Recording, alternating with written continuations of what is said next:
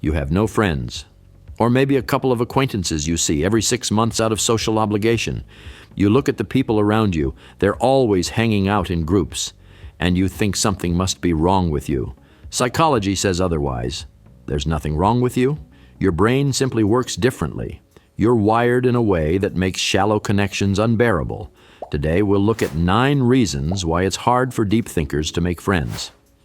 Stay until the end. We'll talk about why having few friends can actually be a sign of strength, not weakness, and why people with small circles often become the kind of friends everyone dreams of having.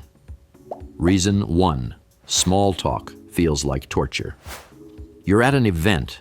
The room is full of people, everyone chatting animatedly, and you stand there feeling invisible because the conversations around you are empty. The weather, work, weekend plans, jokes, what show everyone's watching.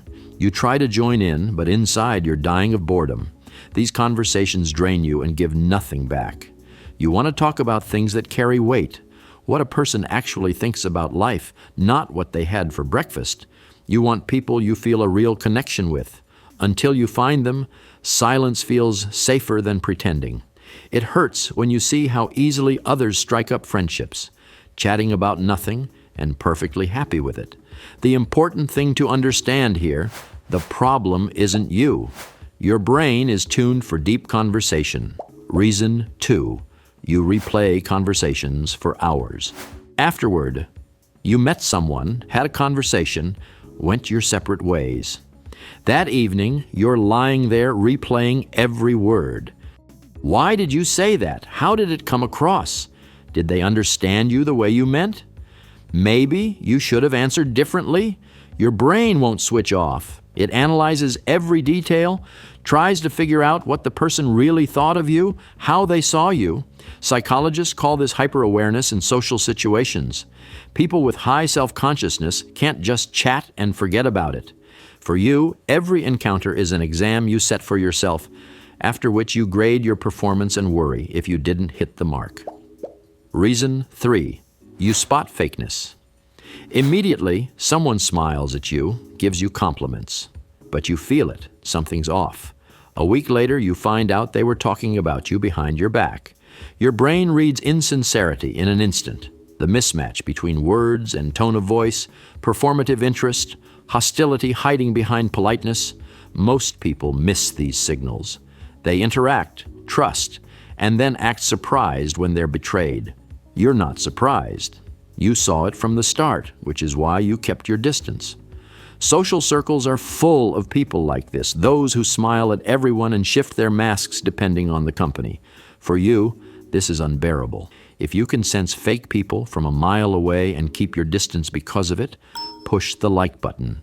Reason 4, you are scared. People won't understand you. Your whole life, you've felt different. Your humor isn't like other people's. Your interests aren't the same. Your outlook on life diverges. Psychologists call this social misfit feeling. For years, you tried to adapt. You laughed at jokes that weren't funny to you. You feigned interest in topics that bored you. You agreed with opinions you didn't agree with. You hoped that way you'd find your people. You didn't because pretending doesn't create real connections.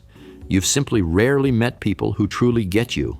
Such people are rare, and until you find them, it's easier to stay alone. Reason 5, social interaction drains your energy. You spend an evening in company. Others are energized, you're drained.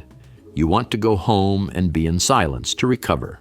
Your nervous system is wired differently. Even a simple conversation requires processing enormous amounts of information simultaneously. Words, tone, facial expressions, body language, emotions. Your brain analyzes all of this in real time. That's why after a workday of interacting with people all day, you have no desire to go meet friends. Your quota for today is used up. Solitude isn't a punishment for you. It's a necessity. Like sleep or food, without time alone, you can't recharge. Reason 6, you've been betrayed, now you're cautious. At some point you trusted someone, shared something intimate. The person seemed reliable. Then they have betrayed you, shared your secrets, or disappeared when you needed them. You felt the knife in your back. The pain of betrayal makes the brain cautious. Now, before letting anyone close, you look for the catch. You don't trust just like that. Others easily make new acquaintances and call people friends after knowing them for a few weeks. You can't do that. Your brain remembers the pain and activates its defenses automatically. You don't look at what a person says, you look at what they do. Has someone you trusted ever betrayed you? How did it change your approach to friendship? Share in the comments. Reason 7, your independence unsettles people. You've learned to live on your own, to entertain yourself, solve problems without outside help. Find comfort in your own company. You don't need a crowd's attention.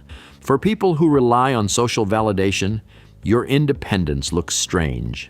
They're used to everyone fearing loneliness and clinging to any relationship just to avoid being alone. But you don't.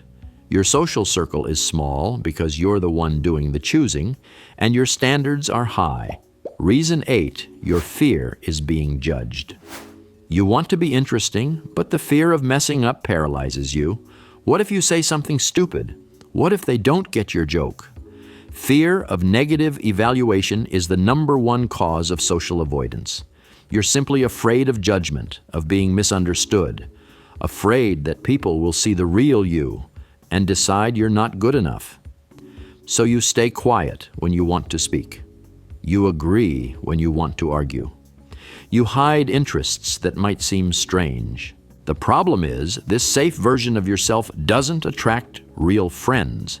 It attracts people who want a convenient acquaintance. Real friends appear when you risk showing your actual self, quirks, flaws, and all. Strong friendships often begin precisely at the moment when one person has the courage to show vulnerability. Reason 9, you have a rich inner world. All these traits, sensitivity, depth, selectivity, independence, make finding friends harder, but they also give you something most people lack: a rich inner world. You notice details others overlook. You think about things others never consider. You see connections, patterns, meanings where others only see the surface. Your head is an entire universe. You're never bored with yourself because something is always happening inside.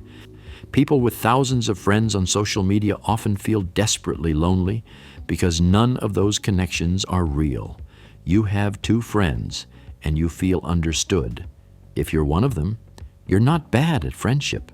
You're just waiting for your people.